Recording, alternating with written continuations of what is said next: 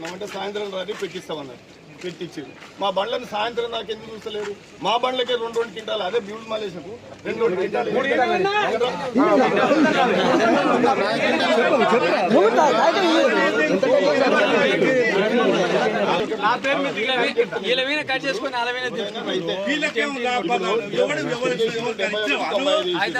రెండు quintal cutting పెట్టట్లా, rate తగ్గింది. Last rate 2 quintal.